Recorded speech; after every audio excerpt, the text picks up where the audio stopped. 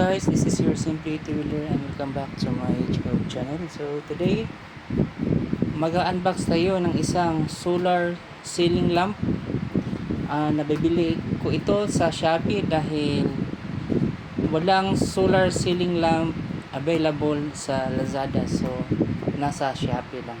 So this item worth 2,400 pesos. That includes the shipping fee.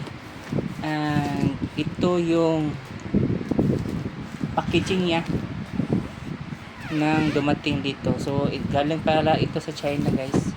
And matagal ito na nakarating dito dahil sa bagyo.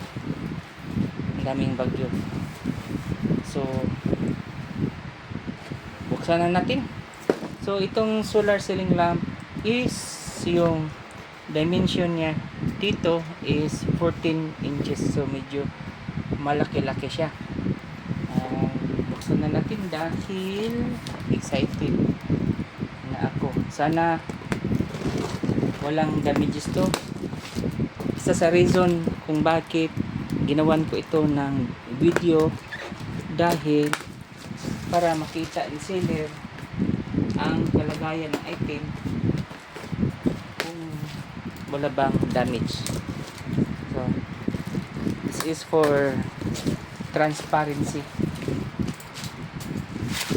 So nilagyan ng bubble wrap for cushion. Ito na, medyo malaki talaga siya, guys. Okay, this item pala, guys, is directly yung power niya is directly galing sa solar. Wala itong baterya. Pero next time mag-unbox ako dito dahil order ako ito, yung ordering ko is yung may kasama battery na, para hindi lang sa umaga magamit, pati rin sa gabi dahil minsan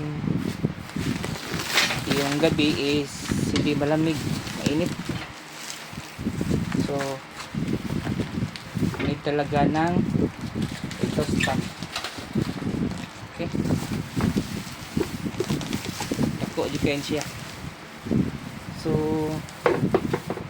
ito yung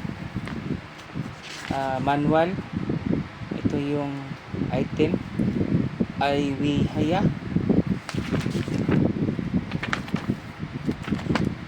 Yung item is in English. I mean yung brochure is in English. So yung manual is in English. Ito yung bracket niya.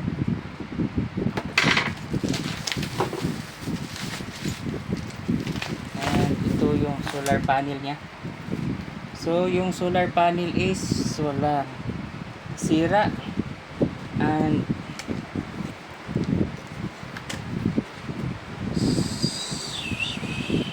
20 watts output, 12 volt voltage, maximum power current is 1.67 ampere. So ito yung ano niya, parameters sa solar panel. Then may kasama pang tools and screw.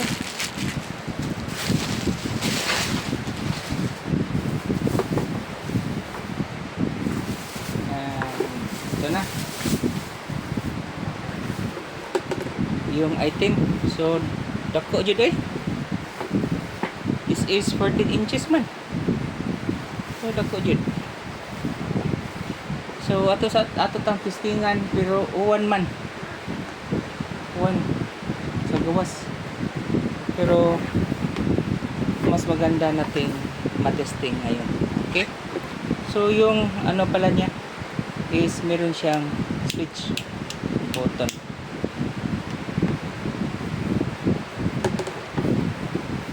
And hindi pala fan, ito yung gamit sa mga,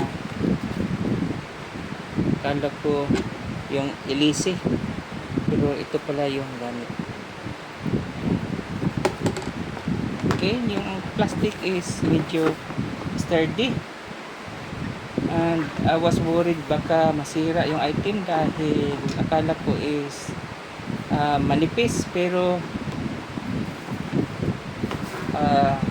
maganda pala,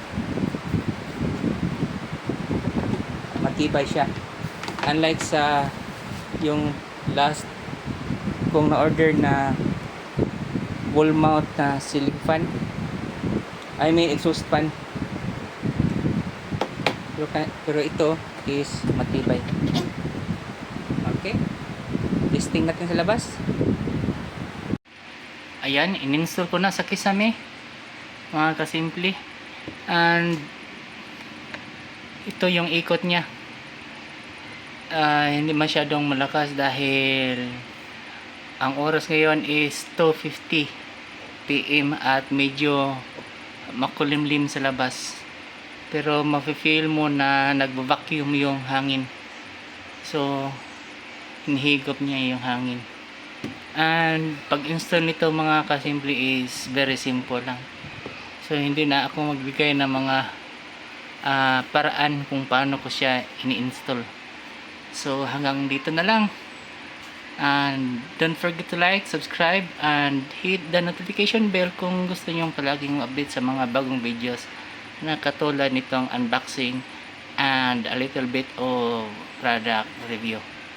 So bye bye.